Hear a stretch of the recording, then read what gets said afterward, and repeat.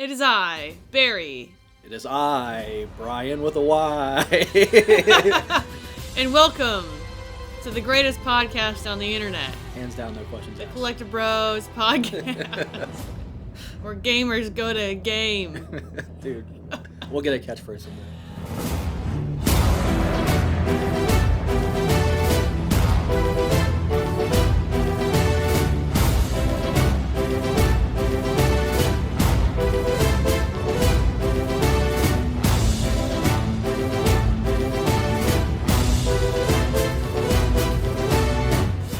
On this episode of the greatest podcast on the internet, we talk about... We're talking about Onimusha Dawn of Dreams for the PlayStation 2. Woo! Every transition. Before we get into it, just quick, if you like what you listen to, if you want to listen to more, check us out on our social media at Collecti-Bros Pod. Primarily, if you would really like us, come talk to us in the Discord. Link is in the show notes for the invite. And check out YouTube if you're not already on there listening to this on YouTube. Yeah, you can see stuff. Yeah, and you hear can stuff. see stuff. See stuff and hear stuff. Yep. I told you it's the greatest podcast of all time. It is the greatest podcast of all time. Onimusha Dawn of Dreams is a PlayStation 2 game that was released in 2006. So this game was released in 2006, and as we all know, what happened that year and the year after, which is important to some part of this game, was the release of the PlayStation 3. So this game released at the very beginning quarter of 2006, and then the PlayStation 3, at least in North America, came out the next year in November. So it was about a year and a half later is when the PlayStation 3 released. Definitely a late release in the console life. Yep, Which y'all know what that means. I wouldn't say a late release in the console life because they were still releasing some more games for PlayStation 2, kind of past when the PS3 came out.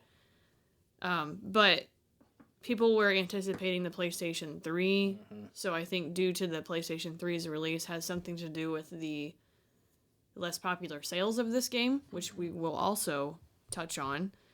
Onimusha Dawn of Dreams is a sequel, sort of.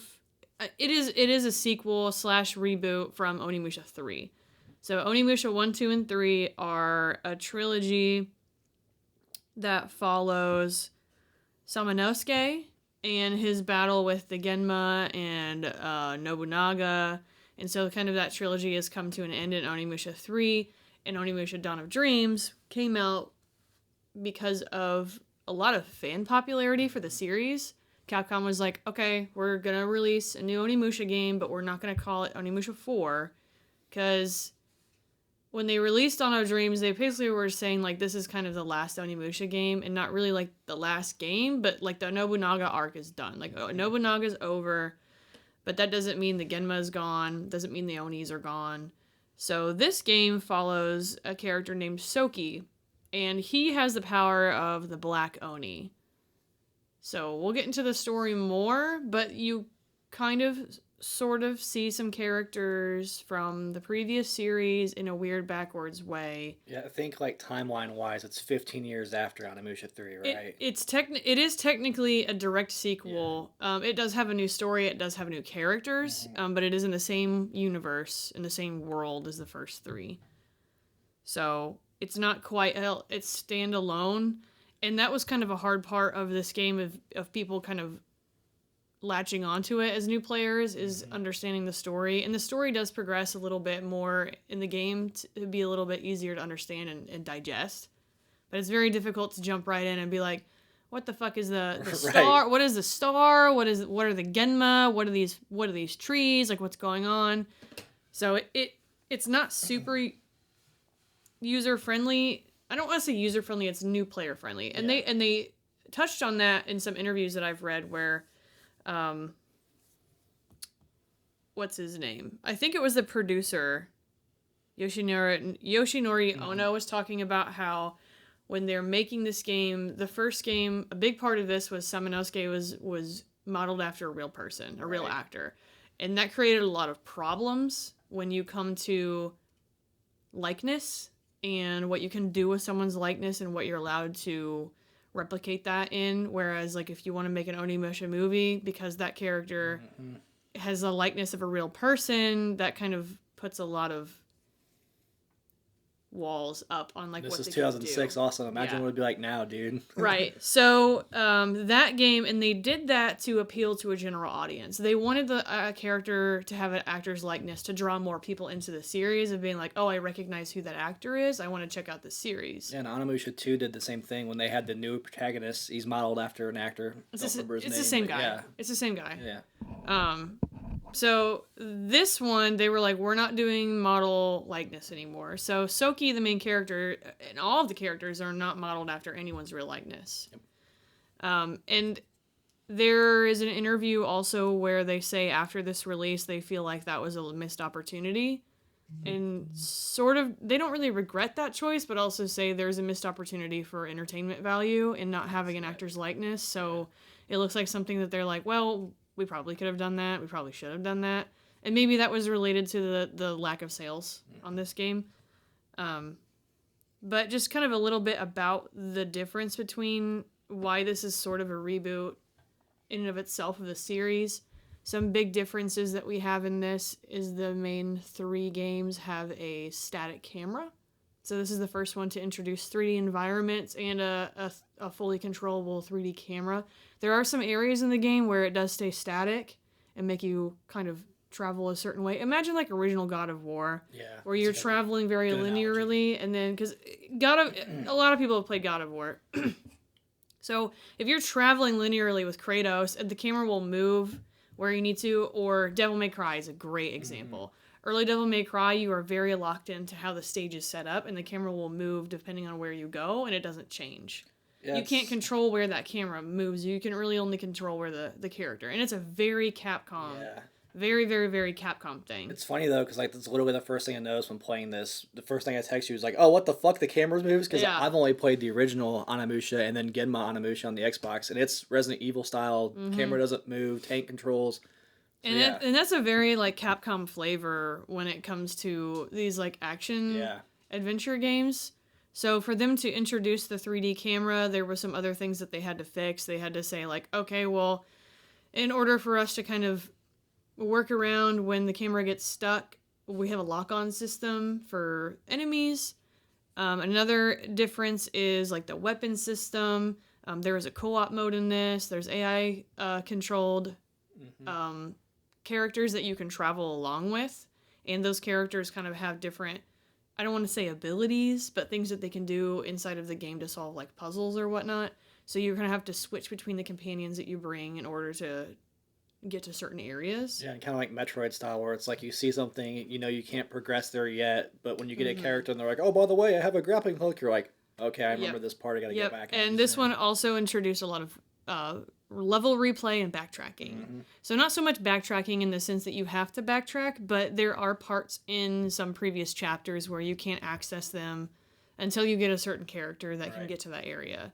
So once you get that character, you can go back through and redo that chapter with the other characters that you've now gained to kind of like get some more items or unlock some more areas, but it's not necessary like to the story to have to go back and do those, which I appreciate. Puzzles are also completely optional in this game. So any of the there's like little treasure chest boxes that are blue, and those are the ones that have a puzzle rotating dot color puzzle. If you don't want to do it, you break it. And that was also intentional in the development where they said, I didn't like the puzzles in the last game, and if you want to do them, that's cool, but I'm not going to make players do them, so you can just break it if you want. Right. I never broke it. I didn't even No, they weren't too bad. They're not I was scared horrible. shitless when I first saw it. I was like, oh, the first time I saw one of those puzzles, I was like, what the fuck is this? How do I... And I was like, And I figured out how it worked. I'm like, this isn't too bad. My dumb ass can figure it out. Y'all can figure it out. I think there was only 2 that I was like, I gotta look up. Yeah, the later ones were tougher. But... There was 2 of them that I'm like, I have sat here for 20 minutes. I'm getting frustrated. I like the options there, though. You know, that you can just break it. And then they made the combat more complicated, so they catered this game specifically to more skill-based players. The first 3 are more of like a general audience, so it's a little bit more simple. They made this one next level complex. We know who we're catering this to is the people who want these games, so we're going to make them a little bit more complicated.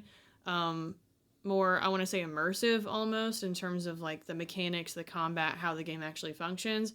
And then the story is kind of also more for returning players.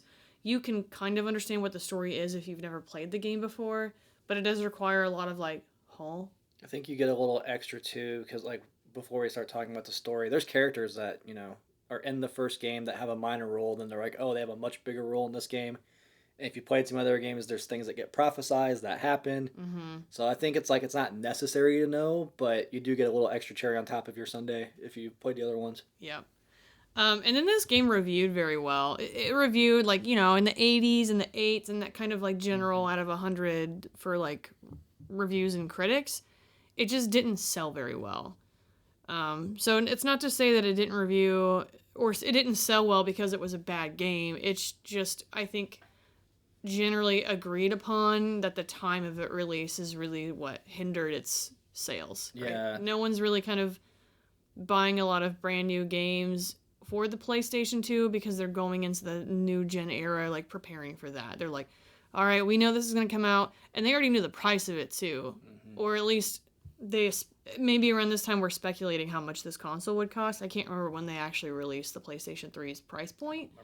But for the PlayStation 3 being released, $500 is a very, very large number. If I remember correctly, that's how much it launched with. I think it was, yeah.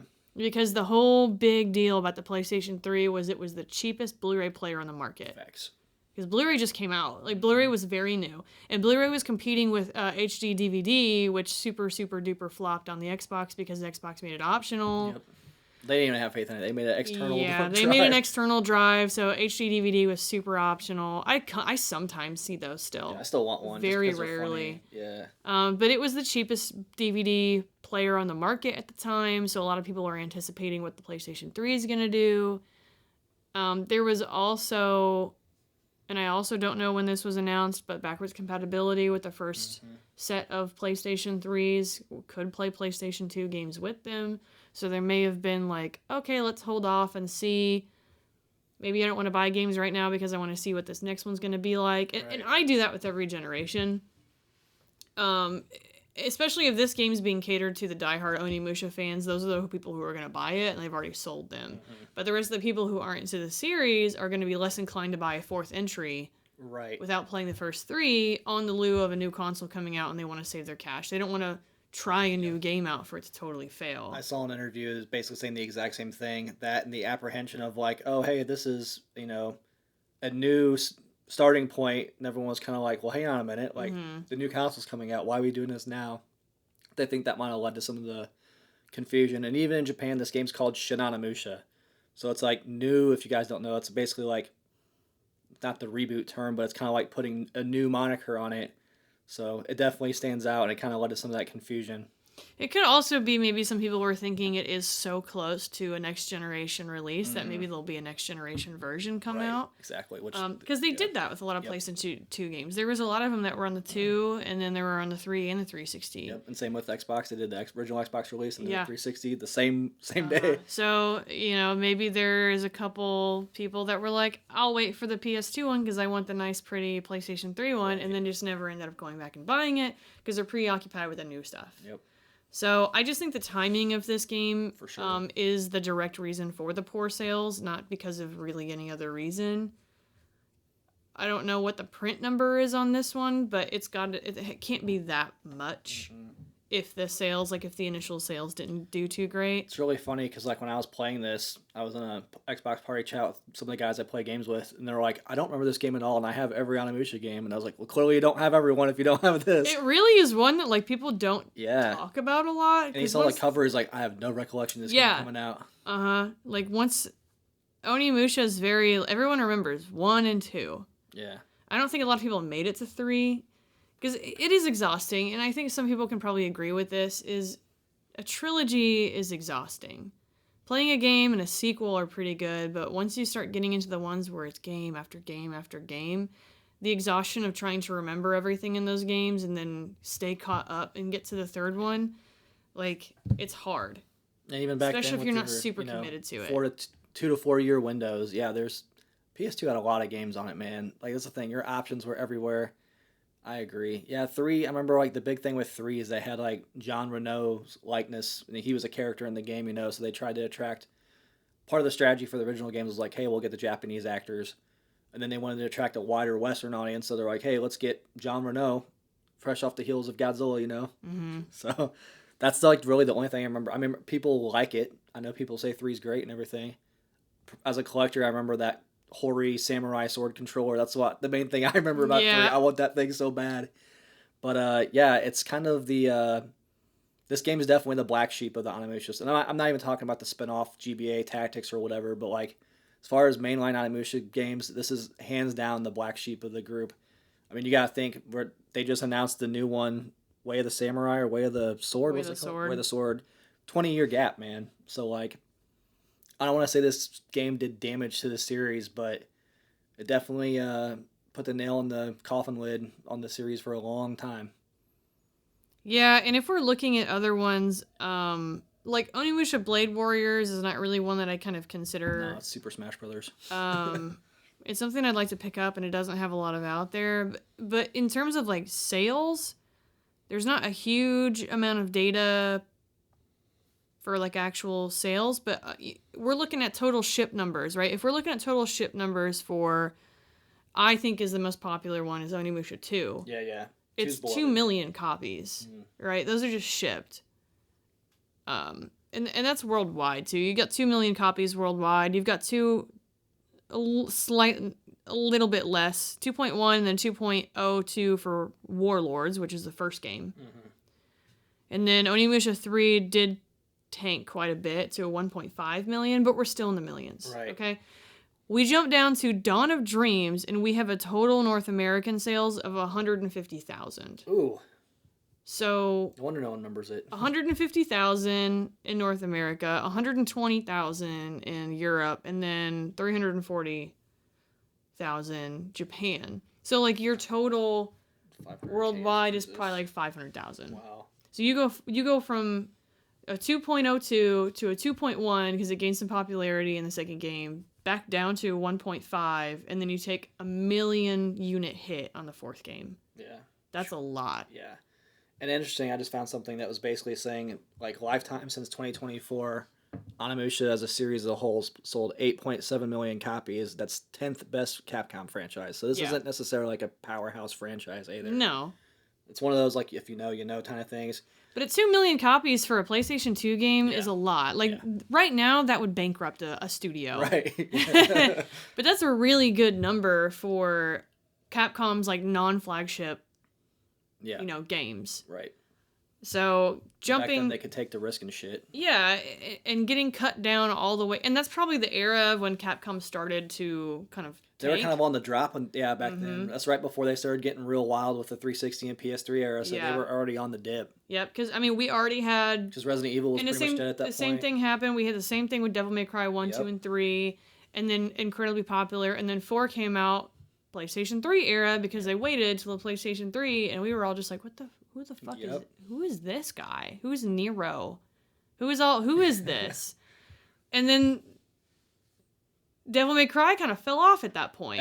Every big Capcom franchise did, and then they tried to get cute and be like, let's bring back some classic franchises like Bionic Commando, and they had that horrible reboot. And it didn't go too hot for them. That's the thing. Right now, they're on top of the fucking world. Like, great and that's why I wanted to pick. Like that's why I wanted to pick this game is because we've got Capcom is on such an upward trajectory, like insanely crazy. I wish they would stop doing all the Resident Evil remakes and, like, commit to making a new game finally, which I think is what they're doing. Yeah, it's but, like, good God, it took for so long to get to that point. I mean, I guess they needed funding.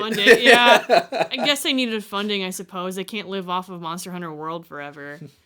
But now that we've got Onimusha Way of the Sword coming out, which is, like, officially Onimusha 4, right? Semonosuke is coming back for this one. Like, that's following him again. Yeah, that's awesome. So I'm curious how this game is going to do now with that formula, where it's like, okay, is Capcom on the upward and people are committed to Capcom and are going to invest in a fourth game that's sort of a soft reboot too, or not?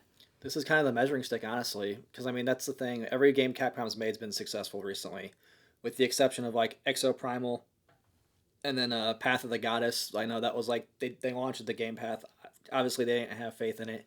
But, I mean, fun game, solid games, but I think this is kind of like, okay, how far back can we dig into our catalog? So this is a great pick for a game, honestly. Yeah, so I'm very curious on where this goes, because I'm a big... This is like my PlayStation 2 childhood nostalgia is like Onimusha. Nice. I didn't know that. So, back when games were easy and they're not easy when you play them as an adult, I guess. That's funny too. So, I remember like last episode we were bitching about how hard, like, this game's hard, and then I literally text you, I was like, bro, if I just sit down and play this, like, this ain't so bad. It's funny going back to these old games, like, literally the first thing is like, oh my god, it's so hard, and then you start playing it and you're like... and we'll touch on that too, but like, this is something, and it is, the difficulty of this game is brought up in forums across the web. So you're going to hear about it on the greatest podcast on the internet right now. Onimusha Dawn of Dreams.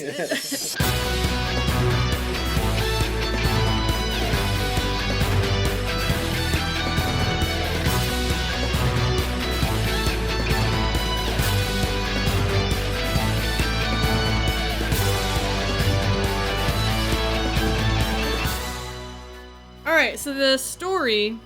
Yeah, there's surprisingly a lot of meat on the bone, like, for the story, but you definitely gotta use some notes, because there's a lot going on. So, in a nutshell, the story of this game, and I'll just kind of read a recap that we've got right here. It's set in medieval Japan, about 15 years after Onimusha 3, so it's not anything to do with Nobunaga or Samanosuke. It focuses on Soki, who possesses Oni powers. He possesses the Black Oni powers. And he is on a quest to stop Hideyoshi, who is basically trying to unify Japan with a demonic army of bug demons, in a nutshell. After the death of Nobunaga in the third game, now he is trying to kind of fill that position of being like, hey, Nobunaga's gone, I'm going to be the one to unify Japan with the Genma. So, Soki joins forces with a couple people who all share the same goal in stopping the demons for whatever personal reason that they have. Not so much Hideyoshi specifically, but like we need to stop XYZ, and Hideyoshi is like spearhead, the big reason why we're banding together, and then stopping their plans overall. So that's kind of what it is in a nutshell. Mm-hmm. It's a good summary. But when you play this game, there's just some stuff where you're like, what the fuck is this? Who the fuck is that? Why are we not using the orange sword? What's going on? So there's a lot of like very individual things in this game that I feel like are never really explained. Yeah. They just kind of assume that you know what it is, and I don't know what it is, but it's been like new information introduced as new characters, but I'm like, what is this? Yeah. Who are you? I agree. Why do we have a bug boy hanging from the ceiling with a rope out of his butt? Yeah. Like, where did you come from? It's got a really like kind of like an anime feel where it's like characters just show up and it's like, oh, you read the manga, right? You know what's going on. And it's like, no? Yeah. Can we pump the brakes a little bit? But even like the vibe's very, very stark difference between the first game. But the first game is very much a horror game. And I'm just going to keep referring to one because that's the only one I've played. But like all the horror elements are kind of gone in this. The tone's very different. I wouldn't say the horror is definitely gone, but it's more true. The first Onimusha trilogy kind of focused more on like, I want to say that kind of spooky mythological supernatural demon feel. Yeah. Where this one is very action oriented. It was designed to be cool. When they talk about the designing of this game, the developers are like, we designed Soki to be cool. When you look at him, you think he's cool. Yeah. Like that's kind of what this vibe is in a nutshell. Even with some of the characters too, their character designs are just like so wacky, and it's not really kind of modeled after keeping a more historical feel. Yeah. Where the other games they felt a little bit more, they fit into medieval feudal Japan historically. This one, no. Yeah. That's a good way to put it. And we'll talk about our kind of main cast just briefly. We're not going to go super far into them specifically, but we have Soki.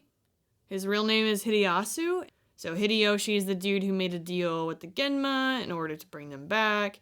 Hideyasu was like, fuck that, you sacrificed my mother in order to get that power. I'm basically foregoing the name, I'm now known as Soki. And I love how they tried to treat that as like a spoiler. Where it was like some like early game surprise or whatever. Yeah, she's like, "Isn't he your?" And she like cuts him off, and I was like, "Father." Which is interesting because like the very beginning of the game, I was like, I don't understand what his motivation is.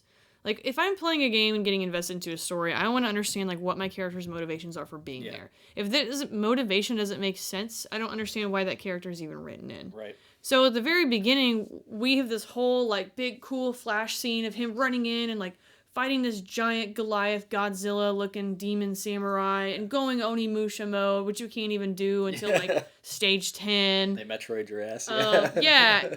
And then, like, once he's done, like, he's talking about burning down these cherry trees. And I'm like, who is this guy? And, like, why is he even in this game? Why am I playing as this guy who's got a little kid following around? Woo! Every time I bring him up. Yeah. Speaking of...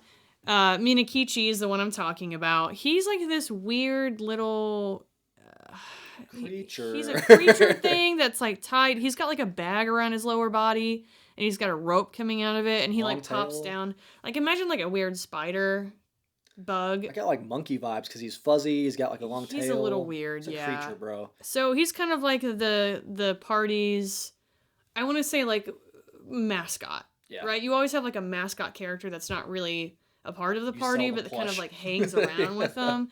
Yeah. So that's kind of what I would consider him. He is a non-combat character in this. He doesn't really have a huge part of the story until later. Randomly. So we'll talk about that. He gets a Shiatsu moment. And then we have Akane Yagyu or Jubei, and she is part of a demon killing clan where she has like this demon eye that is supposed to give her the power to kill the Genma, and her whole clan I guess is falling apart because one of theirs betrayed the clan. His name is Munenori, if I'm saying his name right, but he's a recurring... You're doing better than I would, so... He's a recurring villain that we find out throughout the series that her whole shtick as her grandfather, leader of the clan, is like, you need to go and kill him. He betrayed us. Too. Fuck that guy. So she's like the smaller character with a little braid, and pretty much like the first character that you get to meet and kind of have a secondary character with. Ohatsu is the sister of the woman who is currently with the now demon Hideyasu, because she... What do they call them? They're not like concubines or something like that. But Hideyasu sacrificed his wife, Soki's mother, and now he has this other chick. Some fucking chick. And her sister is Ohatsu. Ohatsu and Soki are childhood friends. And she's got the hots for him. He's got the hots for her. It's very apparent through the whole game. Like, they're just kind of destined to be together. And Jubei over here is like 12 and is like, I want to be with him. And I'm like, dude, no, it's not. This isn't even a triangle at this point. Like, she constantly calls him, like, oh, I refer to him, like, I think of him as my brother, but I'm also jealous of, like, Ohatsu. Star Wars brother, bro. We're just like, what? Okay, so Ohatsu originally is on the evil side. And he keeps going over there and being like, Ohatsu, why are you fighting me? Like, we have to beat this guy's ass. He's destroying Japan. And she's like, I know. Come to find out, she has these Genma insects stuck to her. And if she betrays them, they're going to turn her into a demon. So the only thing she can do to retain her, like, human side is to stay with Munenori, who Jubei is trying to kill, right? Munenori is our betrayer. And he is one of, like, the main leaders of the enemy forces that we're trying to fight. So eventually, we go out through the story, some things happen, we finally get to Onimusha mode, where he goes through a trial, and he can unlock transforming into the Onimusha. And by transforming into the Onimusha, he is able to purify the Genma. Yeah, you can, like, get their souls separated from their... Which is where the orange sword comes in. We only fight with one sword in the whole game, but he's got two. Yep. He's a great sword wielder. And he's got this orange sword that he can, like, flip out, and by using that, it purifies the Genma insects, and therefore saving Ohatsu. And now Ohatsu has joined your party, and the entire time that she is there, she's, like, wearing all this armor and this clothing to hide the Genma insects. And now that the Genma insects are gone, she gets a new outfit, and they're like, oh, Ohatsu! And she's like, I was wearing all these clothes to, like, hide the Genma insects. And now she's just like wearing nothing, and they're all like, "Ooh!" And I'm like, "God damn it! It was so cringe." And when they bring it up, it's just like, "Oh yeah, to cut some of her clothing off in our intense battle. I guess doesn't you're she just look gonna great now?" Yeah, it's so wild, man. I was like, "Oh, this is so cringy. It's terrible." Like she's playable now. She has to. I wear was less like, clothing. That's cool. law. We were gonna have like a strong female character that had like a cool armor set and like had a gun. No. And it's like, all right, cool. Now we're at the point where we've hit the. She's the playable. token we've hit the token female sexualized character. Yeah, you know the video game Fantastic. law. It's like less armor, female character. You know. At least they didn't do it to the fucking kid. You know what? Like I guess we'll say that. We'll take our wins. We'll take our wins and we can get them. The other, so that's we get 4 party members that we can potentially have, right? So that's 2. Our third one is Roberto Froy, and he is a Spanish missionary come to spread Christianity. With brass knuckles. Yeah, so he is the Chad of, if you've ever watched Bleach, he's the fucking Chad, and I don't know what it is about, and I told you this too, I was like, I don't understand what it is about Latin characters always having beefy arms, and that's their entire characters. It's like, oh, we're making a Spanish character, he has to fight with his fists, he has to have huge arms, and he has to be Catholic. Like that, that's like the formula, apparently. But he's basically an orphan, and he's raised by this kind of religious figure named, I can't remember it at the top of my head. Imagine like a bishop guy. And this bishop guy is taken over by the Genma, so now he's turned into like a demon that serves them. Started using Roberto and all of the orphan children as experiments to like do some crazy shit with. So he's out to kill his father figure, I guess not realizing that... Actual father. Yeah, his kind of actual father. Not priest father. Yeah, not realizing initially that he was taken over by demons, but then realizing that once they kind of break that in a fight, and he like speaks to him, and he's like, oh shit, like I gotta save my father now from this fate of like being possessed by demons. So the whole time is when you first go to find Roberto, he pretends to not know Japanese, only knows Spanish, and can only communicate with a character named Tenkai. Tenkai? Something like that. How was it in the game? Tenkai or Tenkai? I think it was Tenkai. We all know my Japanese is great around here. Yep. Tenkai is the white-haired figure. He's got red armor on. He somehow, for some reason, has an Onimusha gauntlet. Yep. That is important to the story. But he pops up because he sees Soki has the black Onimusha power. And he's like, we need that. Because at the very beginning of this game, if you watch the beginning opening cutscene, a red masked samurai Onimusha in Onimusha form is trying to fight one of the Genma generals and loses and says the only thing that could basically stop us is the black Onimusha. Wherever the fuck the black Onimusha comes from. So he sees Soki, he's like, oh, you're the black Onimusha, I gotta go run around with you, we have to stop them. We gotta go get Roberto. Right. So that's kind of where Tenkai comes in. Tenkai is actually Samanosuke from the previous game. Yep. So the important thing about this character is because of the likenesses, they had to use an alias. Mm-hmm. So in the game, they can't really say, oh, this is Samanosuke from the first games, because then we would have to go likenesses and whatnot. And it was alluded to that you were supposed to discover this and understand this throughout playing the game. It's like, he's the red Onimusha. Right. He's got the same sword. He's got the mask. Right. He can go into Onimusha form. He has the gauntlet. Right. Like, this has to be Samanosuke. Yep. And it is confirmed in the credits. Yeah, if you were through the credits. But that's him. And he uses kind of like a polearm type weapon. So those are the 4 characters that kind of can do different things with you throughout the game. So throughout the game, we're traveling around, fighting specific bosses. Like, everyone kind of has their own side character, mini arc boss that they need to fight and defeat or whatnot. And by the end of the game, we discover that some of these people are possessed by... They're fucking aliens, okay? They're just aliens.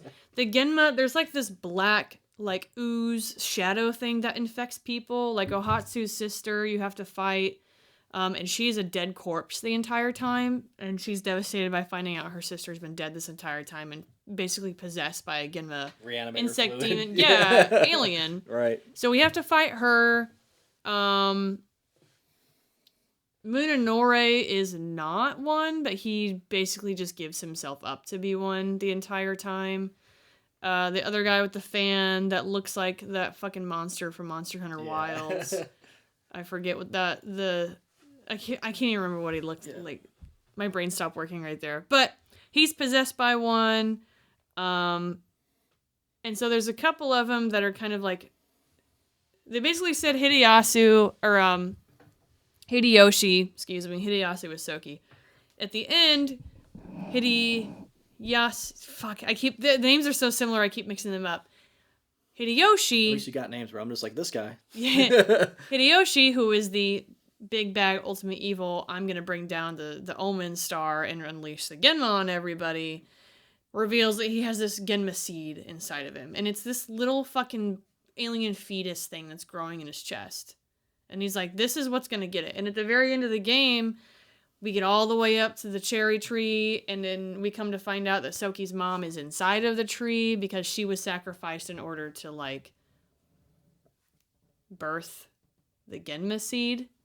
So, but she's still, like, part of her consciousness is still inside this tree.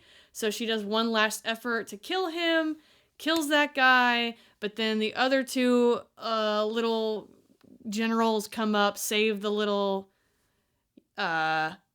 fetus thing, and was like, nope, we don't need your bitch ass. We just needed you to, like, seahorse father this fucking seahorse father this fetus, and we're gonna bring down the Omen Star anyways. We don't need you in these horrible bodies. We're gonna have our own, like, mortal bodies now. We're gonna have better bodies. Your bodies suck.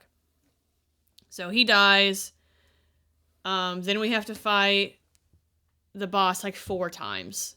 Like, this game at the very end is a very classic boss rush, Japanese boss rush. And so when I got to the last, it's 17 stages. And when I got to the last stage of the story, I was like, oh, cool, this is it. Bitch, I did not know I was going to be playing the same level for like 3 hours. Because as you're running up this tree, and all of the bosses that you had fought in the game start coming back.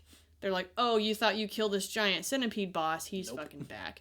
So one by one, your character friends are stopping and saying, continue on. I'm going to stop this guy solo. Yep. And you keep running. And I was like, oh, okay, I just keep running. So you just keep running. And then the next one pop up. And they're like, continue on. I'm going to stop this one.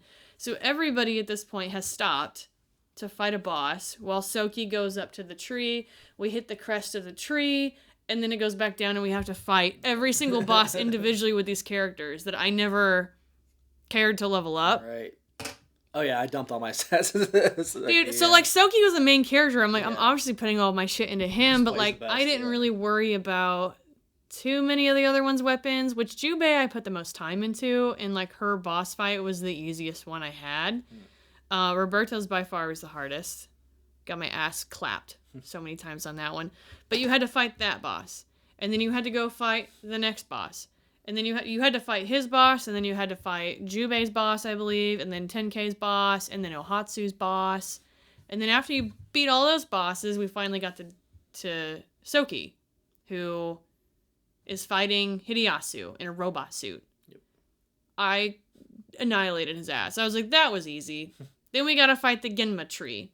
We gotta fight your mom in the Genma tree because she goes fucking crazy, and then you gotta fight the Genma tree. And then that's not the end of it. We have to fight the little spawn thing that actually ended up getting revived. So it turns into a super big, like, space fight battle with this big, it's not Shenron, but what's the Namekian Dragon Ball god?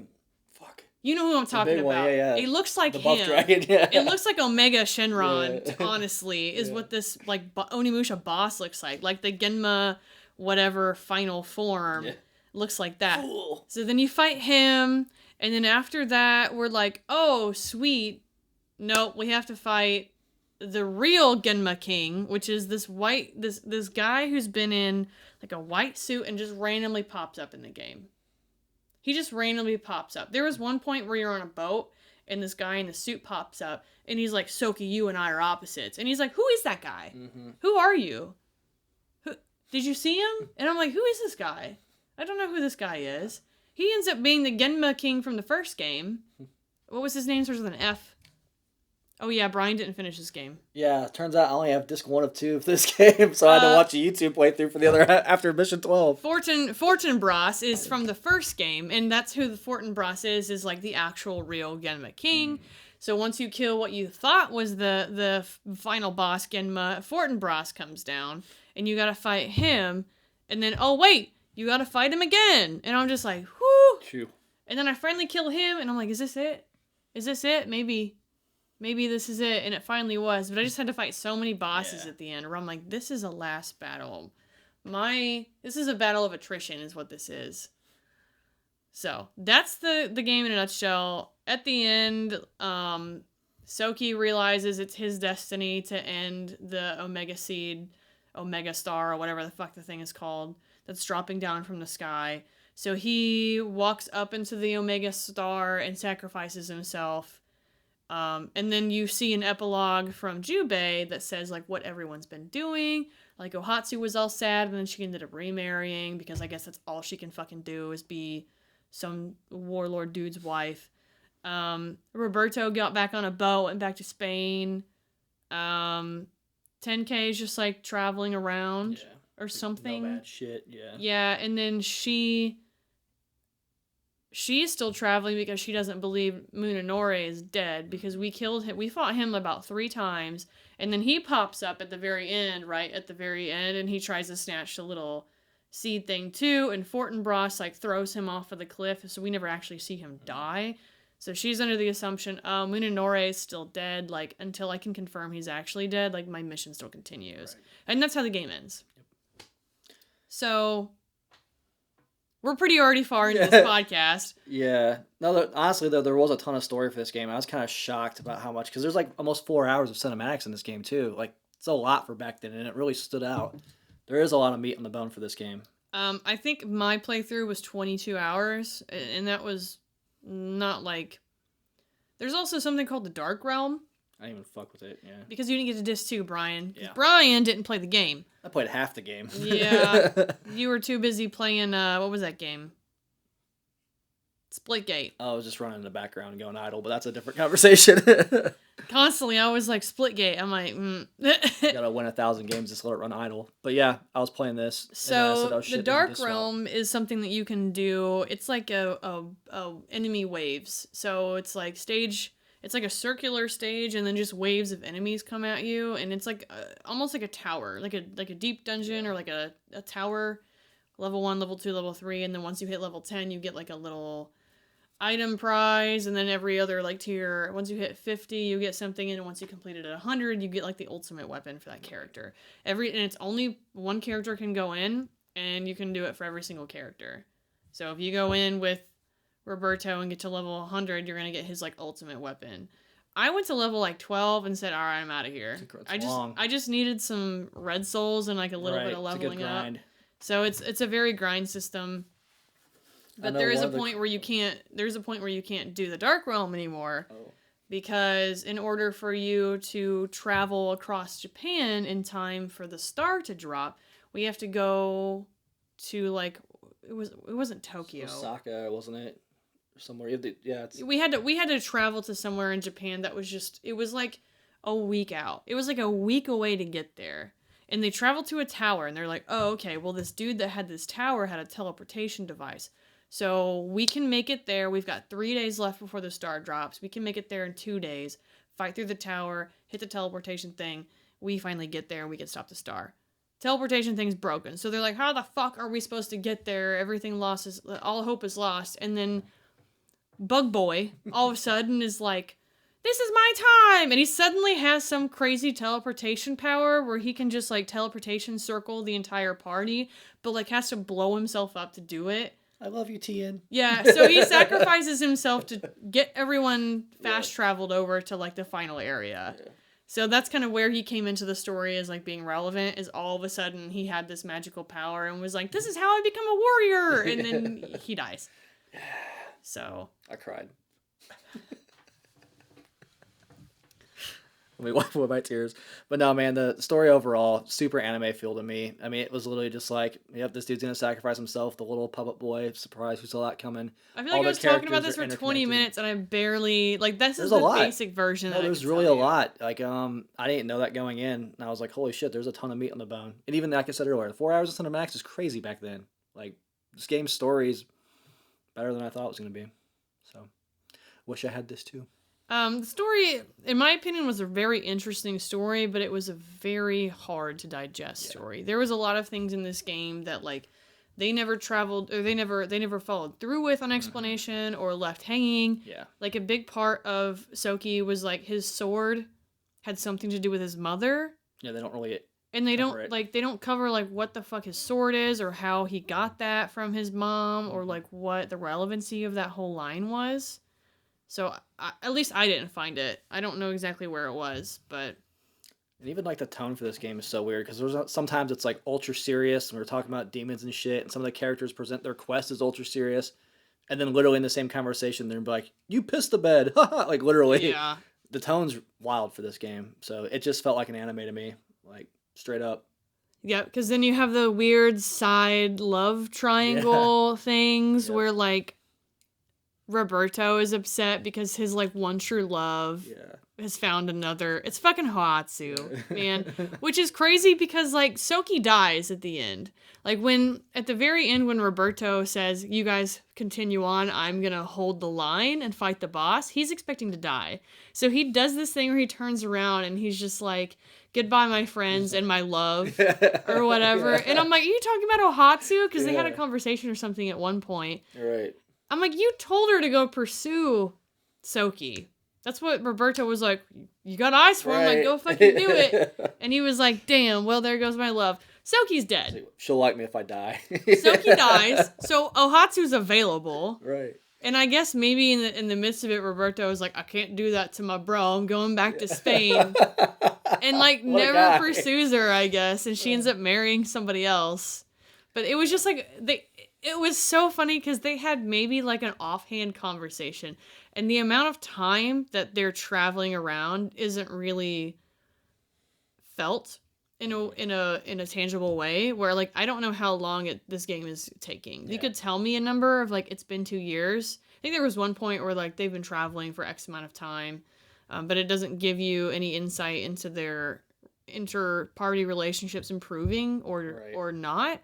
So, like, to me, Roberto's fascination and his love of his life for Ohatsu was out of nowhere. Fell hard fast, bro. I was like, whoa, wait a second, I've been playing this game for 10 hours. Right. Like, I know maybe it's been a couple weeks or something. I don't know.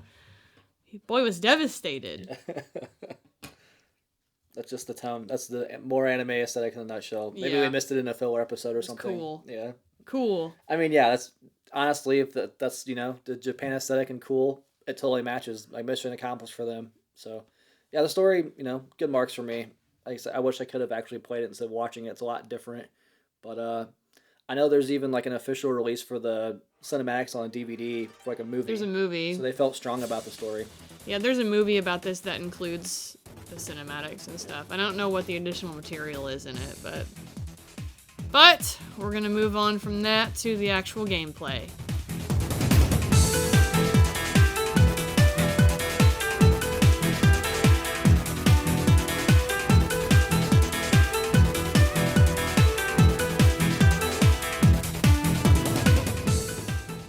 Alright, this boy's gonna be a long one, it's looking like. So, the gameplay for this, and I touched on some of the big differences in this one versus the previous one, but I think there are some things I want to highlight, and I won't go over everything necessarily. So, some things I want to highlight, for better or for worse, is this game is hard. I don't know what it is about this game that, like, between, like, stage 7, 8, and 9, it was hard. There's a noticeable I am just, like, you are just sinking so many attacks into these enemies that they are just not going down. They're spongy, too, and I was upgraded, man. You gotta cheese the boss fights the best you can, otherwise you get caught into a 3-hit combo and you're dead. Over. Like, the amount of times I saw the died screen in this game, it's just died, like, over and over and over and over again. And I'm like, I don't know if I can beat this game. And I feel like that's what I said on the last episode, right? it was at that point of me playing this game, I'm like, I don't know if I have the mental fortitude to keep going. Like, this is hard. And I told Brian, I'm like, this is like the original Dark Souls. Like, this is what From Software modeled their game after. Except this is fast and fluid and actually kind of fun. So, there's just so many parts in this game where I had to, like, hide in a corner or, like, try and figure out where an attack didn't hit to, like, stand there or do some cheese strat. Because, like, you have 2 characters. Some stages you don't have 2 characters. What you can do with the partner AIs is you can give them 4 different types of commands depending on your D-pad. So there's one where it's an all-out attack. They'll just go and attack anything. The other one is follow an attack, so they'll stay kind of closer to you and attack whoever is around, but won't go on their own. Wait and defend or something like that. Wait and heal, the most important one. I don't remember what the 4th one was. It was follow me, so they wouldn't go off like the path that you were on. Okay, dude, you constantly put them in defense mode. Oh yeah, because of the blocking in this basically blocks all attacks. There's not really a way to. Very few times in this can someone break your block and then keep following, like, to attack you. The blocking is very strong in this game, and it saved your ass. Yes. So many times. So the strat is stockpile all of your items. Like any person does in an RPG, we stockpile all the items and only try to use them until the end of the fight, and then at the end of the fight we don't even need them anymore. So a lot of the times, like, I would try and wait to use my items because I didn't know what I was going up against next or how much of those items I needed in a more desperate situation. So you can swap between playing as Soki and then playing as one of the other characters. I will put them in wait and defend, and while they're sitting there blocking and defending and holding the line, they're slowly healing. Right. Without any extra items or anything like that. So I'd wait till they get about halfway up, and then I'd swap, so Soki can stand there and heal, because I don't want to use my healing items. Right. And then I'd either try and get some hits in, or just run around and dodge, or, like, pray I didn't get hit by anything, maybe try and pick up some enemies, and then swap back. So I just keep doing that, depending on where I was fighting. Same, because a lot of times if, like, you send them, like, go get him, even the normal Genma, they would get whacked. Yeah, they would get killed immediately. So many times before I started doing the hold strategy, they would just be like, "Wah!" and die. Like, okay, I guess I'm down to 1. And they eventually pop back up or whatever, but... Yeah, and after a certain amount of time of them being, like, KO'd, like, they do pop back up with, like, a sliver of health, and that's when you put them back in defense mode or whatever. But there was a lot of times I had to do that. Yeah. Secondly, about this game, Onimusha mode. If you go into Onimusha mode, you have a meter. There's you have kind of 3 things to keep track of. You have your health, you have Oni, I can't remember exactly what it was. You basically have health, you have magic power, and you have Oni power. So magic power is like your triangle attack where you can do something cool.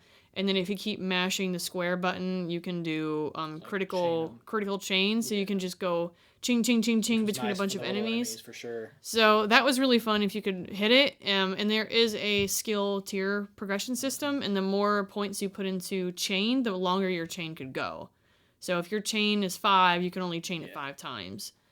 That came pretty important to... I spent a lot of my points in that. Yeah. That came pretty important to the dark area or whatever, dark realm. I could see that. Because it's just wave of enemies. And then there's some other items that you can equip. Like there's one where I think it was Blue Bell, where if you have a Blue Bell equipped, you'll get more of the blue souls when you kill an enemy. There's one for red souls, yellow souls, blue souls. So if you have the blue one, you're going to get more orbs that are going to regenerate your MP points on an enemy kill. At the very end, I used a couple different items. I used the yellow bell so I can get health orbs back.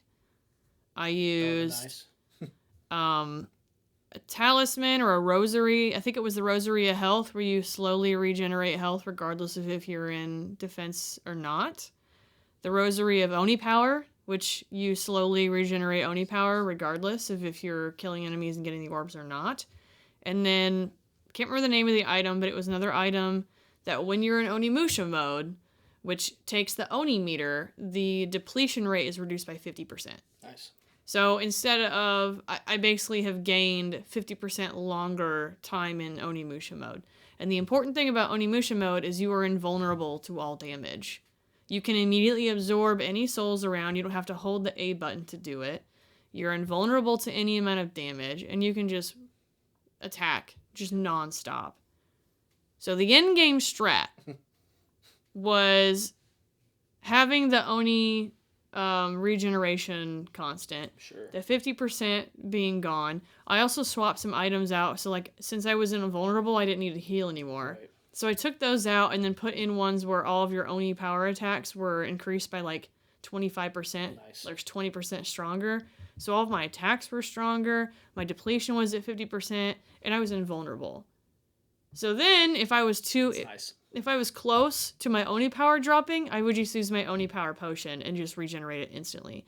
So I just had continual invulnerability the entire thing. And, like, you'll see it. Like, there's points, and I'll put it in YouTube in the video, but there's points in this game where at the very end of the boss fight, he would shoot these crazy fucking lasers out.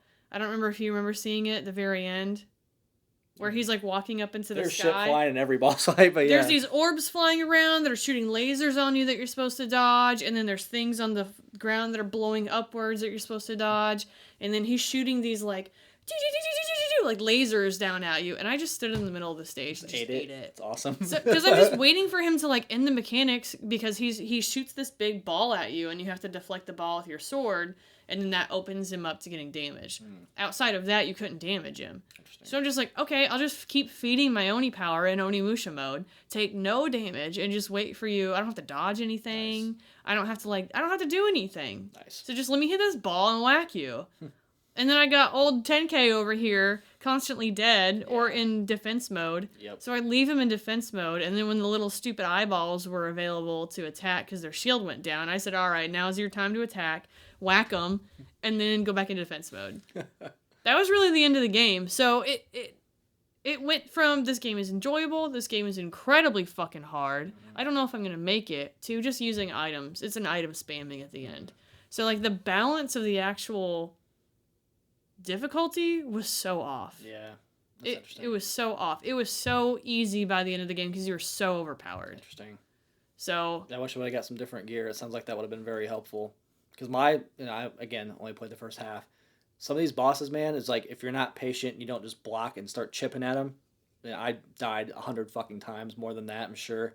Even I was getting joned in party chat. They're like, "Is that the sound of the death screen? That little tune?" I was like, "Yeah, fuckers, I've died 1,000,000 times." So, like, yeah, for me, it was like just pick out the boss, block, be patient, chip, chip, chip. And I was like, yeah, this is literally Dark Souls, without the rolling. You're blocking instead of rolling.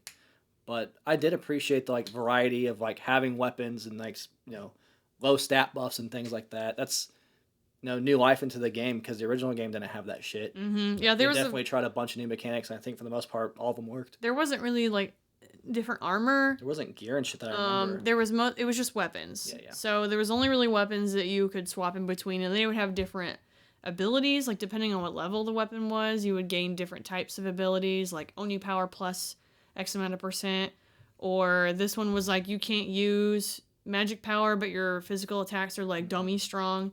So there's different types of weapons depending on like what you wanted to do as far as the playstyle goes. But like I said, at the end, if I'm invulnerable in Onimusha mode anyways, like my weapon really doesn't fucking matter. I am just forever in Onimusha mode. I could chip him with one HP. That would have been so nice. And still have enough items and time to kill this boss. Yeah.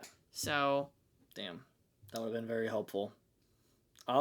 We talked about it a little bit with the magic attacks. Like, that chain was satisfying as fuck when you landed it. Like, that's so, like, there were some bosses you'd fight, they'd send minions just to, like, be fodder.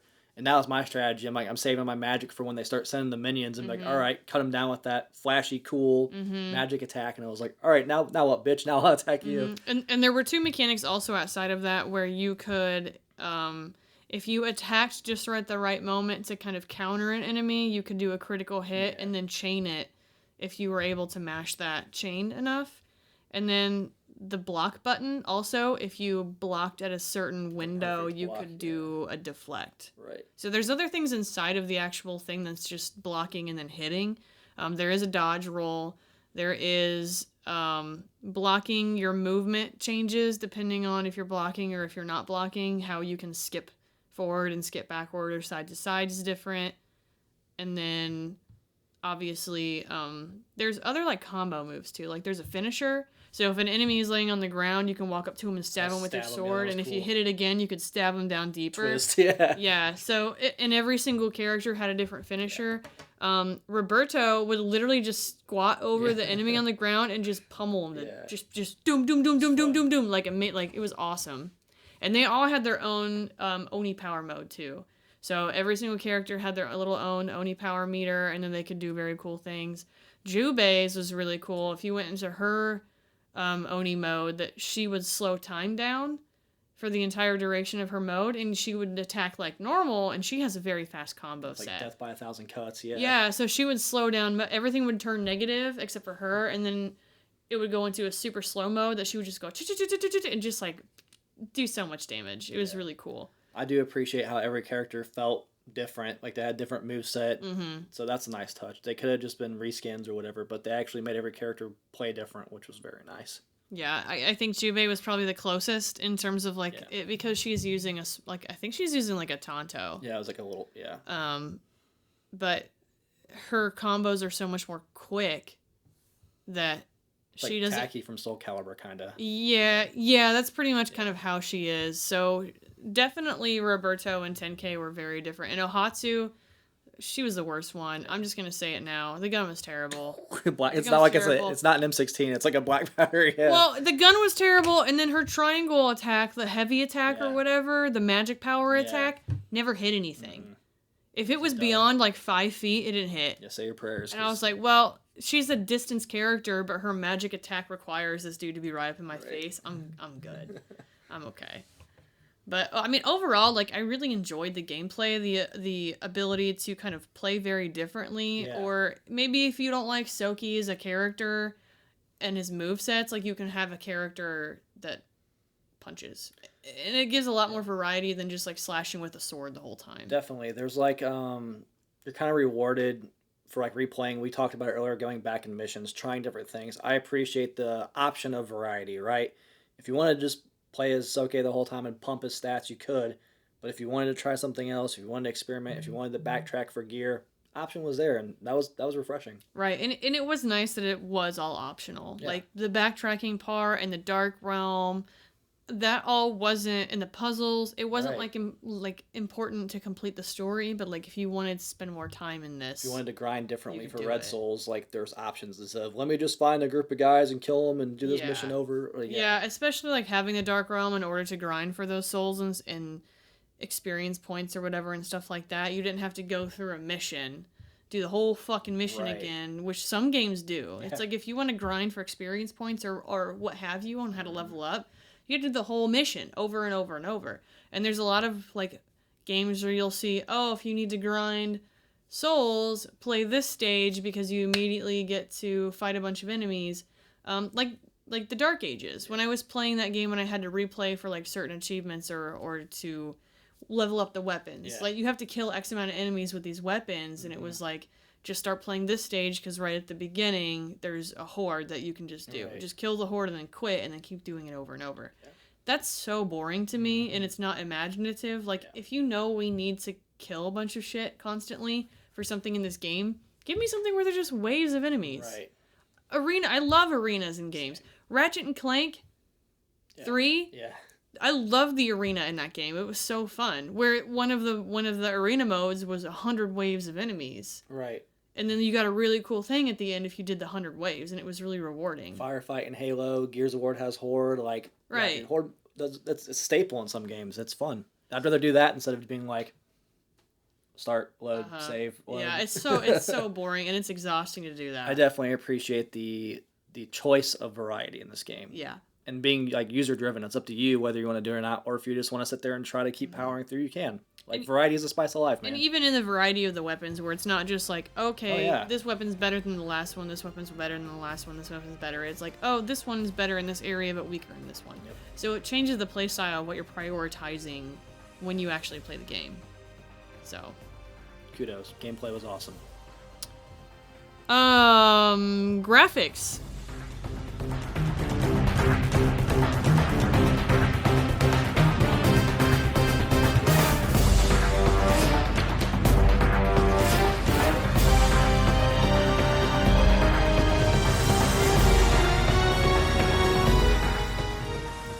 about the graphics, Brian? Honestly, there's some criticisms about it. Yeah, that's the thing. So I guess I gotta separate graphics and performance. Truly for performance, I was blown away with how smooth this game is. Like, seeing 60 frames, and yeah, there were some moments when you fought bosses and there was just, bolts of energy all over the screen that it would drop, but... Yeah, they specifically worked to keep 60 frames while trying to retain...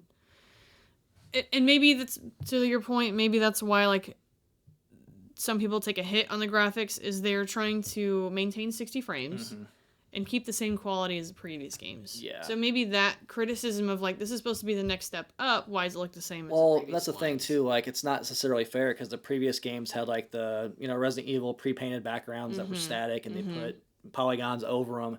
They took that away in this one. So it does look different. Does it look better? I think it's kind of a relative term, but, like, performance blew me away on this game. I was literally like, I had no idea this was 60 frames, and I even texted you at one point, and like, when do the frames start dropping? Because this thing's not happening. And then I got to like that 8th or 10th level boss, and I was like, oh, I guess it's here, because there's just balls of energy everywhere. Yeah, I didn't have a frame drop. It wasn't horrible, though. I didn't have a frame drop until the last stage. Oh, nice. And maybe, I don't know if this has anything to do with it, but you were playing on a PlayStation 2. I was playing on a PlayStation 3. Yeah.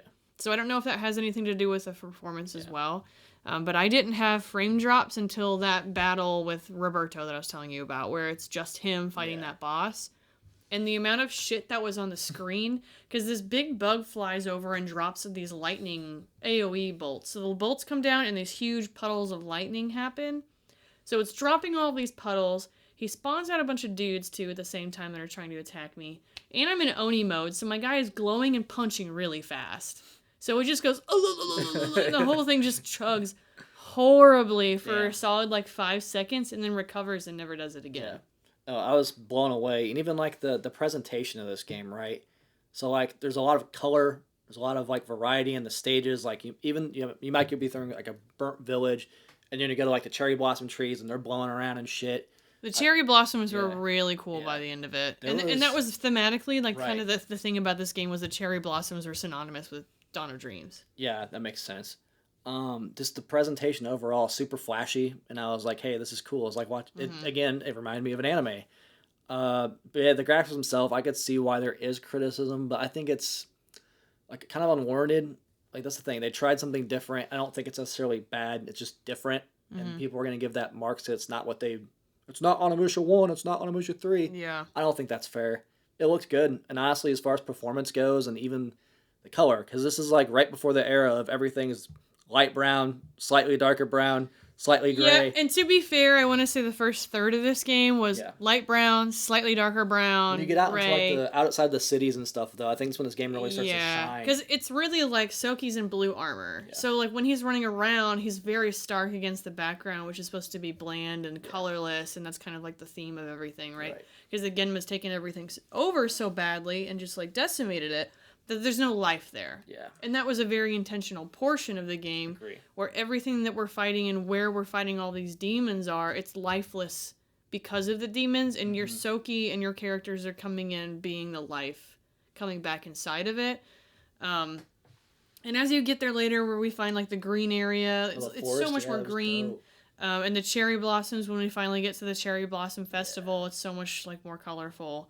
So it does have that progression, I think, but I think that is a very intentional choice than just being like, the whole world's brown, and you're brown, and everything's brown.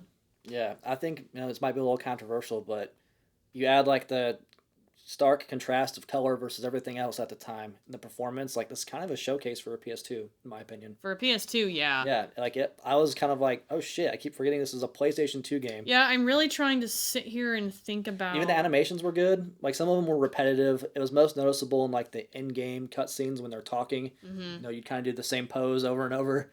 That's the only time I really noticed it, but, like, in-game when you're fighting, all of the animations are solid. Like, I don't think it's necessarily a fair criticism to sit here and harsh on the graphics. Are they different? Yes. Are they worse? It's an opinion thing. In my opinion, no, they're just different. I think on your point of like it being a showcase PlayStation 2 game, it's a very impressive PlayStation 2 game. And so like for kind of like a comparison's sake, I'm playing Rise of the Argonauts right now. Oh, nice. And that is a very early next gen or whatever seventh generation, whatever fucking generation the PS3 and Xbox 360 were. That is a very early generation game for those consoles, and it was supposed to be like, this is the next level. It came out in 2008, so there's a 2-year gap between Onimusha Dawn of Dreams and Rise of the Argonauts, right? This game is awful to look at. It is like, the character models aren't bad, and like the environments aren't bad, and it's like, oh, this is pretty impressive textures for a PlayStation 3, an early PlayStation 3 game, right? I'm like, these textures look pretty crisp.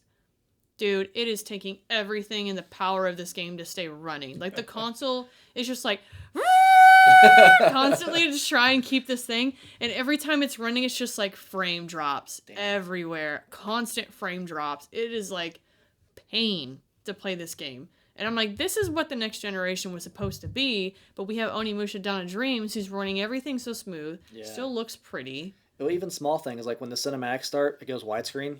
It adds a lot to the presentation. I know people shut on widescreen now, but look, I played this thing on a tube TV, and once it went widescreen, I was like, oh shit, this is pretty cool. Yeah. Like, I thought this looked pretty good, and it did a lot of things differently. It stands out. It may not be relatively better, but it definitely stands on its own. I think the presentation was great for this game. Like, it's probably my favorite part. I was blown away. Yeah. And yeah, again, I don't think I've ever seen a PS2 game run this well. So for me, I was like, this is the highest marks so far for me is graphics / performance. Helps the game's fun too. This is true. The music.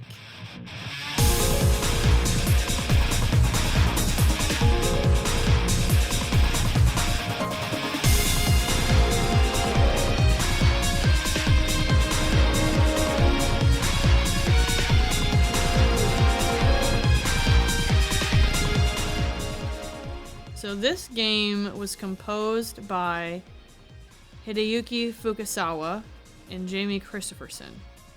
Fukasawa is known for Chaos Legion, Onimusha, but also Street Fighter 4.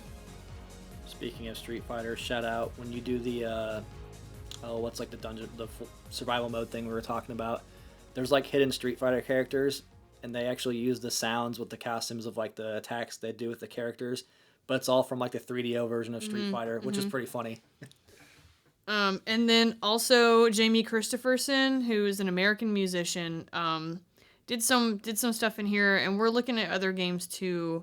Notably, this game, Lost Planet 2. If anyone never knows about any of that, there's I love Lost things, Planet. a couple things in that one. I alone love Lost Planet. Metal Gear Rising. Oh, nice. So, and there's some like I don't want to say custom made songs, but there are some orchestral cutscene songs. And then also Rainy Day is I think that was the credits. The vocals, yeah. Yeah, that was the credits song. So this is one of those games that has like a special little opening and ending cutscene like vocal song, and then like a lot of stuff inside of it. This game is heavily criticized for the voice acting, and everyone pretty much says that the English voice acting is boo-boo. The European version does not include the Japanese option. Oh, that sucks. And I think that's the biggest criticism for the European version of this, is it not including the option to do the Japanese voice in this. The one thing I did appreciate about this one was Roberto actually speaks Spanish in this game. And it was very funny because I played this in English, and I said, you know what, I'm going to switch it to Japanese because I want to get a feel for like how it plays in Japanese or how the voice acting is in Japanese. And I just so happened to switch it. Like I just completed a mission, and I was like, cool, I'm going to save at this point. I think we just rescued him. Like, we just rescued Roberto, and in between the stages, you have like a little hub area that you can go to and like buy items or whatnot, talk to your party mates. So we just rescued Roberto. I saved the game, because at the end of the stage you can save and then it goes to the area. Saved it, turned it off, turned it back on, changed the Japanese voice acting in the main menu, load my game. Instantly it starts talking Spanish. Yeah. I said, something's broken in my game. I changed it to Spanish and everyone is talking, because 10K starts talking in Spanish too. And I was like, why is this guy talking Spanish and then you're talking Spanish? What the fuck is happening? And I was like, oh, I'm just stupid. He's supposed to be talking Spanish. That's his whole thing. But back then, they usually don't do that. Usually it's just like, oh, here's some subtitles, maybe. Yeah, so I was appreciative of the fact that, like, you have a Spanish-speaking character in this game who is making a note that he doesn't speak Japanese, and you've got two characters who are communicating with each other. Because it couldn't be just like, oh, Roberto doesn't know Japanese, and he only speaks Spanish. And then 10K can somehow speak Spanish to him, or 10K can somehow speak Japanese, and Roberto understands it. It's like even though he Rocket. doesn't. Doesn't understand it. So it was cool to, like, actually have some lines of this game be in another language, because it's specific to the story, too. Right. So I give it props for that, but, like, yeah, to be honest, some of these English voice acting was awful. Yeah, it was bad. Just made it feel even more like an anime, and this is why I'm a subtitle person. I grew up watching Godzilla movies, so it's really not that big of a deal for me, bro. Look, it's not like that anymore. Like, new anime and new voice acting is a lot better. We have better standards. Yeah, that's the thing. I feel like it's kind of a product of its time, you know? But, yeah, I heard kind of going in how notorious the English dub was, and I was like, I want to see this with my own ears. Look, I'm just saying, the 2000s era is for bad English voice acting, because what came out in 2007 that has a horrible voice acted game? Two Worlds. Oh yeah. Ooh. So yeah, man. I just think it's the times of, like, I think it's a little bit of a product. And that's probably, like, where, and you got to think also, like, voice acting in video games was not seen as, like, a viable actor job. Yeah. Like, actors did not voice act in games. Like, if you were a real actor, you're acting on a screen. Yep. And that's where, like, a lot of people originally in games tried to make their start was voice acting there, and then their whole goal was to go onto a big screen, right? And it's not anything like now where entire people's careers are voice actors, and that is, like, a highly... It's a prestige career now. It's not like... A voice actor is not the same as a real actor. Well, they get, like, Hollywood actors to do it now. Like Charlie Cox did Expedition 33, you know? Like, right. It's a big deal now. They put a little more emphasis on it, especially because I think story is more important now. Mm-hmm. Part of that, you're going to be out of the loop if it's just like, whoa, constantly, you know? Yeah, and they are they're very different. Like, voice acting requires very different things than screen acting. And you have screen actors come, and they might not be great voice actors. It happens. And some voice actors are not great screen actors, but it doesn't mean that it's a lower tier of acting. Correct. And I think in this era, that's kind of how voice acting was viewed. So the standards are a little bit lower of what was, like, what we want. Yeah. So I think that's just kind of how it was. It's not great. Play it in Japanese. It's on there if you're in NTSC anyway. And then, there's subtitles. Like, it's not horrible. It doesn't go super fast. You'll be fine. And you know what? Maybe if you're a native Japanese speaker, you let me know if the voice acting in the Japanese version is awful, because I can't tell. I don't know. Sounds fine to me. So... Yeah, even the music. I think the tonally the music was fine. I actually really liked the hideout theme, where it was like you're sitting there sweating after beating a big bad Beetleborg boss, and then it's just like, I need a breather, and then the music's like chill. Yeah, I think tonally the music was great too. Sound effects were really good. Like, the clanging was nice. It was variety. It wasn't like, the same clang every time. The ching ching ching when you hit the chains were so solid Satisfying. and so, like, nice. Yeah. Hitting the ground would make effects, or rolling, or the punches felt crunchy. Putting your weapon up to block made a noise, not like actually taking a block, but it should be like ching ching, like you could just, like, spam it or whatever. So there is some really nice sound effect touches. Yeah, sound was good. Yeah, sound was real good. Minus the put it in Japanese. Yeah. All right, the bread and the butter of the greatest podcast to ever grace the internet. Price and collectibility.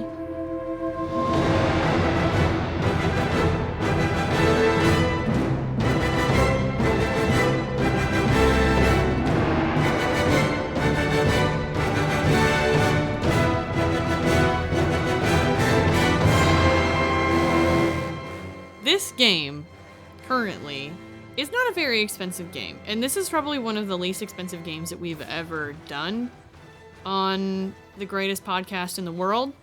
Normally when we pick games, they're pretty pricey. Like, sometimes they're kind of like, you have to justify spending, like right now we have to justify spending what is it, fucking $70 on a video game that's new. 80 if you're a Nintendo right? boy. And those are for new games. You're right. So now it's like, okay, now we have to justify spending over $100 on a game that's like 30 years old. So this game, currently on my app, it says it's about 54. Mm-hmm. But as far as how much this game is worth in total, you're probably looking at, I mean, you can buy it right now for about 50 to 60. Mm-hmm. No manual, you're looking at 40. So about, I want to say complete in box, $50 to $60. Disc only, probably about 30 to 40. What about disc 2 only? That's what I need. Well, that's the problem with this game, right? Yep. Because people, this is a disc 1 and a disc 2 game. Found that out the hard way. So some people might not have disc 1, some people might not have disc 2. So generally the discs by themselves might be a bit more expensive because people know, hey, bitch, you gonna need that disc, don't you? You need that disc 2, don't you? So by the way, there's one on eBay for $10, and I almost pulled the trigger, and it looked pretty rough, and I was like, "Hey, has this been tested?" And he said, "Nope." I said, "All right, I know what that means." Yeah. So there are some where, and it's also like I see people say, "Oh, complete in box," and it has one disc. Hey, so I got mine. So just for the listeners, this is a 2-disc game. This is a 2-disc required game. You can't just. It's not like one disc and then a little promotional disc with like an anime thing on it. Like, to play past stage 12, you need disc 2. So do not buy a copy of this game if it only has one disc. Yep. Do not let anybody tell you this is a 1-disc game. It's not. It's not. All right. Just like how we need 4 discs for Final Fantasy 8 and 9. Okay, you need those discs. Yes. Trust me, it's gonna suck when it says disc swap and you go, huh? Right. But that's what we're looking at this game right now. It's like a $50 to $60 PlayStation 2 game, and that is not a high tier PlayStation 2 game. No.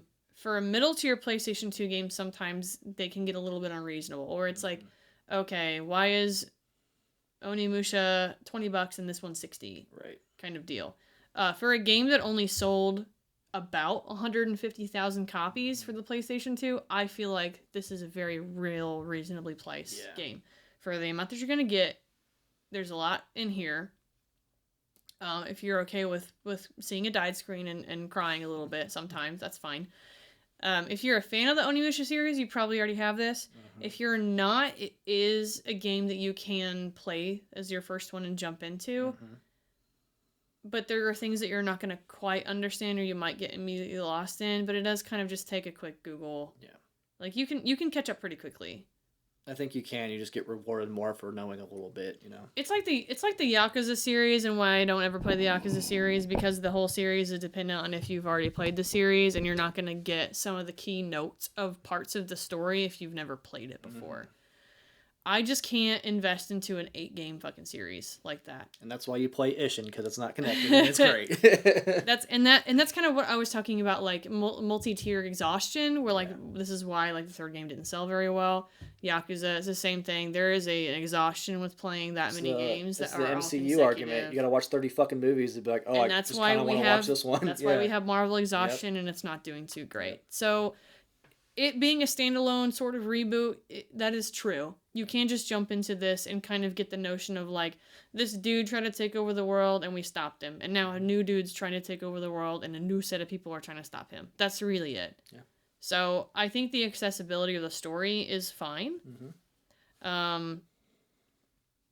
The accessibility of the combat is fine. Yeah. Is it really hard to hit a critical hit? Yeah, that window's fucking tiny. It's not a game that really is made for a casual gamer who likes to just play a little hack and slash game. Like, you will get your ass beat. Yeah, there's no easy mode. There is not an easy mode. The Japanese version does have an easy mode. Nice. This was taken out for the North American version. And the speculation is that this easier modes were taken out for the North American version in order to boost rental sales. Because if this game is hard and you can't beat it within the rental time window, you're going to re-up the rental. Interesting. It's also alluded to that this game was padded before releasing in North America for the rental version, as in the enemy's health is padded. So interesting. Because like as you're playing the game, even the smaller enemies are like, these are fucking sponges. Mm-hmm. Like, I am just hitting them over and over and over and over, and it takes like 12, 20 hits to kill just a pawn. Mm-hmm. Jesus. So the speculation is, we've padded the health for the North American version to make you play this game artificially longer. Interesting. Whether or not that's true, there's some people that say, I've played both, and it is. It's not confirmed anywhere, so that's just speculation at best. If you really want to try it out, you can try both. But I can tell you, them bitches are sponges. Yeah, definitely. Nothing like when you go to the finishing blow and it's like, oh, fuck, he still has half a bar of health. Yeah, it's like, I used my really cool move and it only took like a quarter of your health. Like, fuck, and you're just a peon. You're not even like a boss. In the first level, what the fuck? Yeah. So, that's kind of really it for this one. Mm-hmm. I think it was nice to play a game that's at a lower tier point. And there's plenty of games that you've probably played where it's like, I would never spend $60 on this fucking game. Like, I probably could name a couple in my collection that I have. For sure. That, like, they're probably now worth $60, $50. And I'll be like, girl. This is doggy doo-doo. Why is this $50? I'm kind of surprised this game isn't worth more. Because, like, it's a pretty... I don't want to say it's a super popular series. Popular enough series where people are familiar with it. I remember this game kind of peaked around that $65, $70 mark when the anime came out on Netflix. And there was, like, got some more fanfare.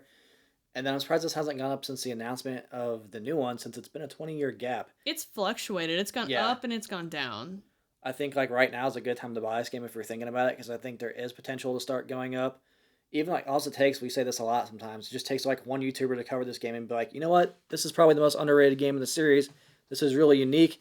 Look how well it runs. Like this is on a PS2. It just takes somebody that's actually popular, unlike the greatest podcast on the planet, to mention that, and it's just going to go up. Yeah, and I think it's a really good time to buy this game. If you're just remotely interested in this game, this is a good price point. Mm-hmm. There is enough content in there for you to stay in the game, and it's not like it feels like it falls off at a certain point. It's just kind of, it is a rinse and repeat. You run around a stage and you attack fucking enemies, and then you experience different bosses like every other game is. But there's enough in there where, like, by stage 14, right, 14 out of 17, I wasn't feeling exhausted. I wasn't like, oh my god, this game needs to end. Like, I'm so sick and tired of playing this game, I want it to end. I was not like that. Yeah. And there was days where I'd spend, like, I would say every stage is probably a good hour. Mm-hmm. Easy. Maybe an hour and a half if you want to spend, like, waste some time. Maybe 2 if you're really struggling with a boss. I had a couple 2-hour stages. The last stage is by far the longest, but even by the end of it, like once I got through a stage, I was like, yeah. All right, let me shop, let me talk to my people, and I'm going to go back out there and I'm going to play another hour. I'm going to get another stage done because it was rewarding to hit that stage final. Mm-hmm. So there were some times where I could knock out like 3 or 4 stages in a day, or maybe 1 or 2. Mm-hmm. That's just kind of like the time frame that I had. So there's a lot in there to like keep me going. Maybe you might get some of that exhaustion if you try and blow through it in a short amount of time. But I didn't feel like I was sick and tired and wanted to finally put this game away by the end of it, which is how some of the games that we've done in the past are. I agree. And there's enough replayability where it's like, if I want to go back, I want to get a second disc, I want to finish this game. Like, I'm definitely there. But yeah, there's enough replayability options. There's different characters you can try. There's different paths. Like, I honestly can't recommend this game enough. This was a lot of fucking fun, man. This game is about the same price as a loose Pokemon Red cart. That's the thing, man. You've got a showpiece for your PS2.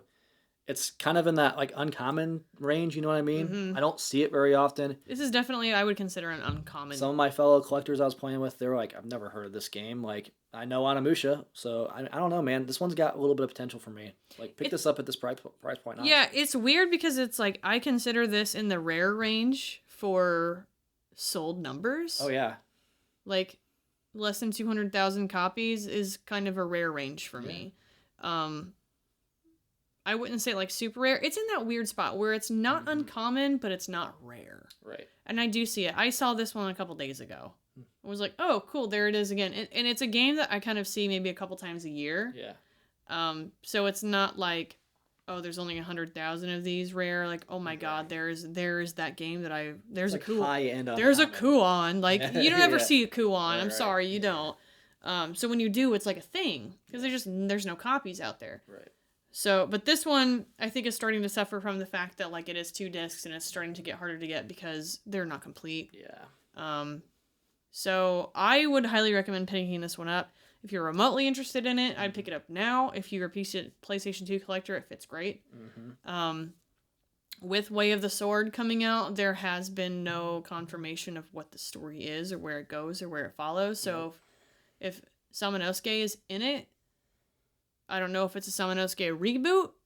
Yeah, they haven't said shit. Or maybe we're going to talk about something. Maybe there's some reoccurring touches or flavors of the Dawn of Dreams. And when Way of the Sword comes out and people are like, oh, who's this? What's the fucking Black Oni? Right. Or maybe there's multiple Onis in this new game and we're like, what's the Black Oni? I want to play that other game. And people start swamping towards Dawn of Dreams, start gobbling up those copies, it might go up in price. Yeah, I think this one's a safe buy, honestly. I really do. Like, I'm not even going to argue it. Play this game, buy this game.